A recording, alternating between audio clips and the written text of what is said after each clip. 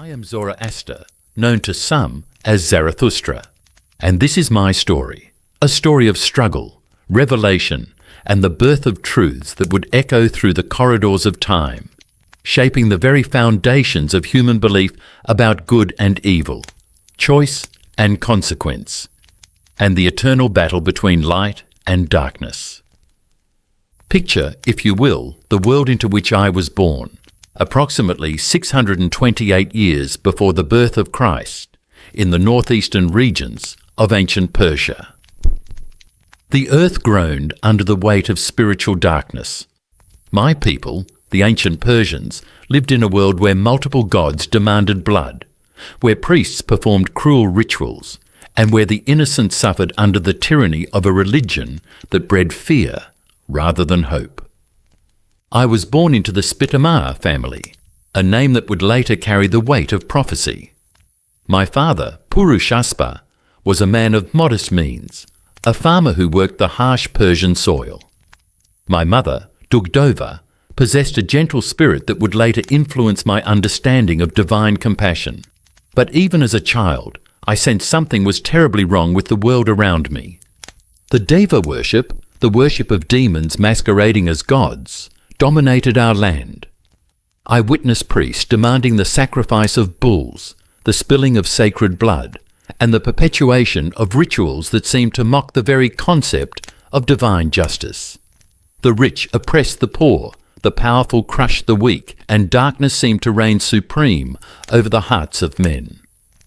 As a young boy, I would lie awake at night staring at the stars, feeling a profound emptiness in my soul. There had to be more. There had to be a greater truth, a higher purpose, a God who stood above the petty squabbles of these lesser deities. Little did I know that my restless heart was being prepared for a revelation that would shake the very foundations of religious thought. At the age of 15, I made a decision that would set me apart from my peers forever. While other young men my age pursued worldly pleasures and prepared for conventional lives, I chose the path of the seeker. I left my family home and embarked on a journey of spiritual discovery that would last for years. The mountains of Persia became my sanctuary. In the solitude of caves and the vastness of wilderness, I contemplated the nature of existence. I fasted, I prayed, I sought answers to questions that burned within my soul, like sacred fire. Who was the true God? Why did evil exist? What was the purpose of human life? During these years of searching, I felt the weight of spiritual loneliness, and my family worried about my sanity.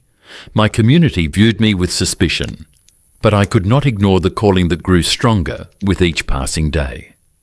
There was a voice, not audible to the ears, but clear to the heart, that whispered of truths yet to be revealed. I studied the religious practices of my time with growing dismay. The Deva worship was not merely misguided, it was actively harmful to the human spirit. The rituals promoted violence, the beliefs fostered division, and the entire system seemed designed to keep people in spiritual bondage rather than liberate them toward divine truth. Yet in my heart, I sensed the presence of something magnificent, a supreme deity who transcended all the petty gods of my people. A God of pure goodness who desired not blood sacrifices, but righteous living. Not fear, but love. Not division, but unity among all creation. And then, at the age of 30, it happened. The moment that would define not only my life, but the spiritual destiny of countless souls across millennia. I was standing by the river deity, having come to draw water for a sacred ritual I was preparing. The morning sun cast long shadows across the water, and in that moment of perfect stillness, the heavens opened. I saw him, Ahura Mazda, the wise Lord, the one true God. But this was no ordinary vision. This was a revelation that penetrated every fibre of my being, a truth so profound that it left me trembling with both fear and ecstasy. The God who appeared to me was not like the cruel deities of my people. This was a God of infinite wisdom, perfect goodness, and boundless love. I am Ahura Mazda, the divine voice spoke to my heart. the creator of all that is good. I have chosen you, Zoroaster, to be my messenger to humanity. You will teach them the way of truth, the path of righteousness, and the power of good thoughts, good words, and good deeds. In that moment, I understood the cosmic battle that rages throughout creation, the eternal struggle between Ahura Mazda, the force of absolute good, and Angra Mainyo, the destructive spirit of evil. I saw how human beings, blessed with free will, play a crucial role in this cosmic drama. We are not merely observers, we are participants, called to choose between light and darkness, truth and falsehood, good and evil. The revelation continued for what seemed like hours, but may have been moments. I was shown the sacred fire, not as an object of worship, but as a symbol of divine purity and light. I was taught the principles that would become the foundation of my teaching, the importance of truth-telling, the sanctity of the natural elements, the equality of all people regardless of social status, and the ultimate triumph of good over evil. When the vision ended, I was no longer simply Zoroaster the seeker. I had become Zoroaster the prophet, bearer of a message that would challenge every assumption of my time and plant seeds of truth that would grow into mighty trees of spiritual wisdom. But receiving divine revelation was only the beginning of my trials. Returning to my community with this new message, I encountered resistance that sometimes bordered on violent hostility. The priests of the old religion saw me as a threat to their power and influence. The nobles feared that my teachings about equality and justice would undermine their privileged position.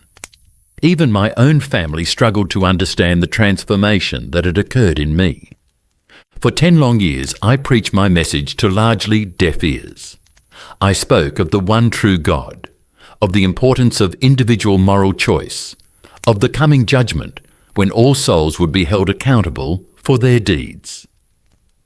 I taught that paradise awaited those who chose the path of righteousness, while those who embraced evil would face the consequences of their choices. The loneliness was crushing.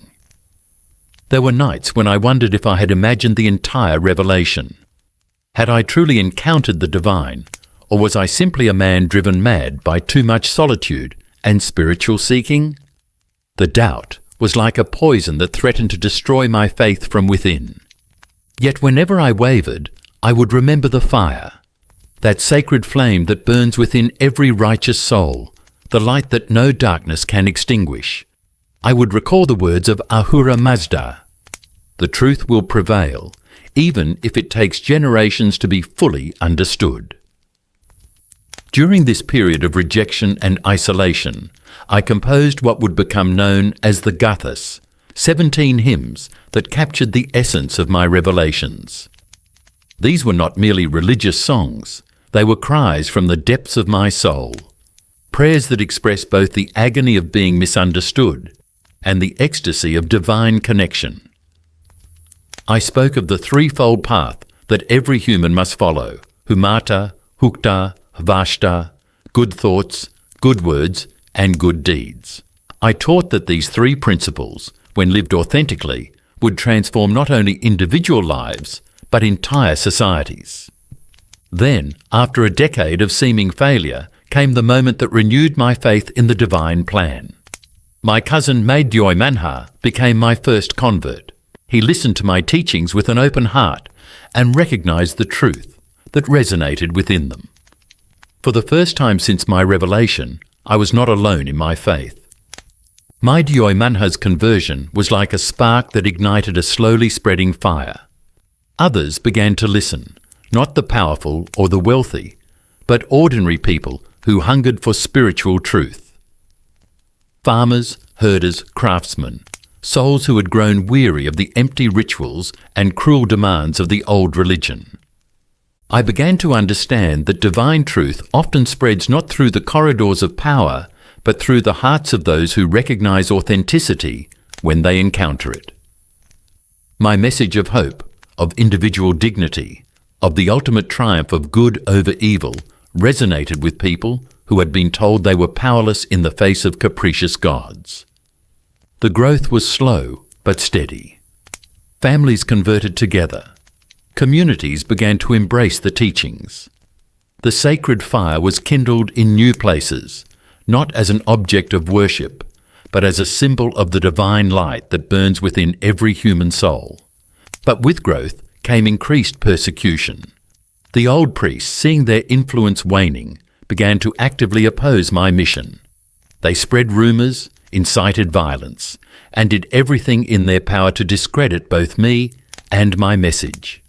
There were attempts on my life, threats against my followers, and constant pressure to abandon my mission. Yet I had learned to find strength in the very opposition I faced. Each act of persecution only confirmed that we were challenging something that desperately needed to be challenged. The darkness was fighting back because it sensed the approaching light. The turning point came when I was invited to the court of King Vishtaspa, a ruler in eastern Persia who had heard rumours of my teachings. This was the opportunity I had prayed for, a chance to present my message to someone with the power to protect and promote it. The court was filled with skeptics, traditional priests, and nobles who viewed me with suspicion. For 3 days, I engaged in theological debates, answered challenges to my doctrine, and endured ridicule from those who saw me as a threat to their way of life. But King Vishtaspa was different. He listened with the heart of a seeker, not the mind of a politician. On the 3rd day, as I spoke of the cosmic battle between good and evil, of the dignity of every human soul, and of the coming renovation of the world when truth would finally triumph, I saw something change in the king's eyes. He recognized the truth when he heard it, and his conversion was complete and immediate. Queen Hutayosa, his wife, also embraced the faith, and with the royal family's conversion, the tide began to turn. Suddenly, what had been seen as a dangerous cult was recognized as a legitimate religion. The protection of the crown allowed my teachings to spread more freely, and communities throughout the Persian Empire began to embrace the message of Ahura Mazda. But this success brought new challenges. Power can corrupt even the purest message, and I had to work constantly to ensure that my teachings were not distorted by political considerations. The religion I had received in divine revelation was about personal transformation and moral choice, not about political power or social control. With the protection of royal patronage, I was able to develop and refine my teachings more systematically. The core message remained unchanged. There is one true God, Ahura Mazda, who has created the world as a battleground between good and evil, and every human being must choose which side they will support through their thoughts, words, and deeds. I taught that the physical world is not evil, as some philosophies claim, but good, a sacred creation of Ahura Mazda that has been corrupted by the influence of Ahura Mazda. This meant that engagement with the world, rather than withdrawal from it, was the path of righteousness. Marriage, family, honest work, and social responsibility were all part of the divine plan. The equality of all people was central to my message. In a world where class distinctions were considered divinely ordained, I proclaimed that all souls are equal in the eyes of God. Rich and poor, noble and commoner, men and women, all possess the same divine spark and face the same moral choices.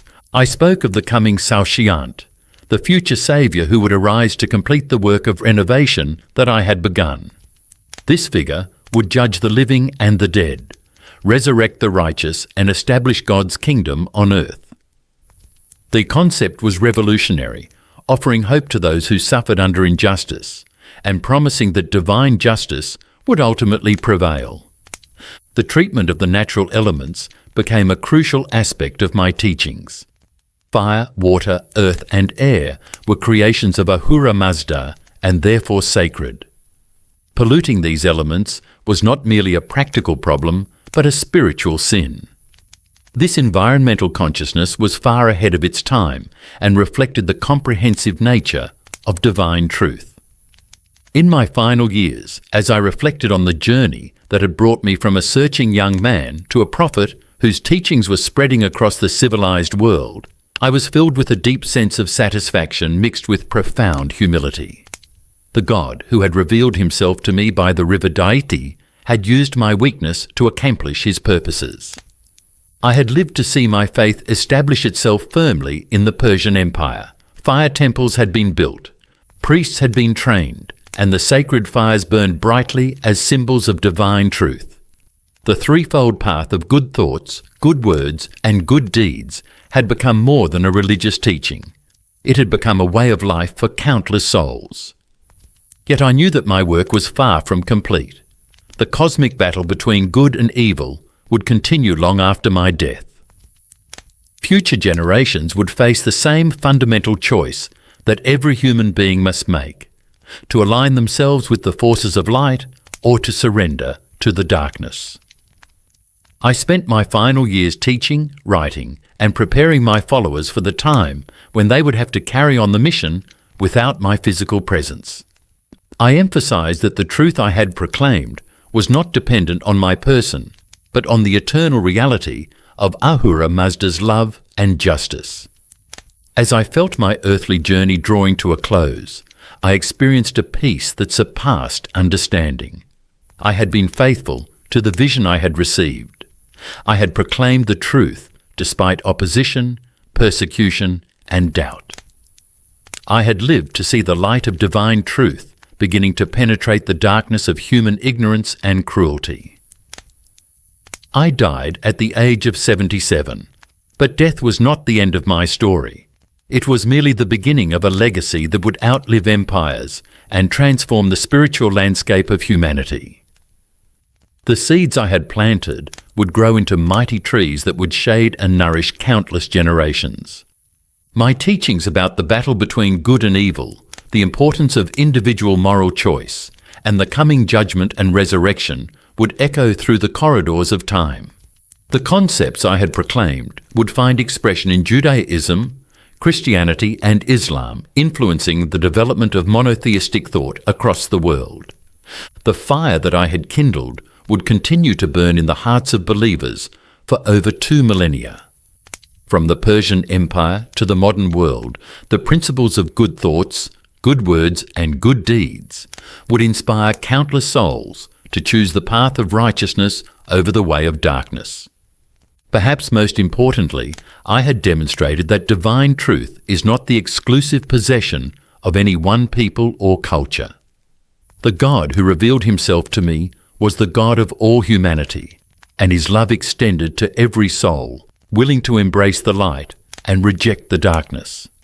The Persian Empire would fall, new civilizations would rise, and the world would change in ways I could never have imagined. But the fundamental truth I had proclaimed would remain constant.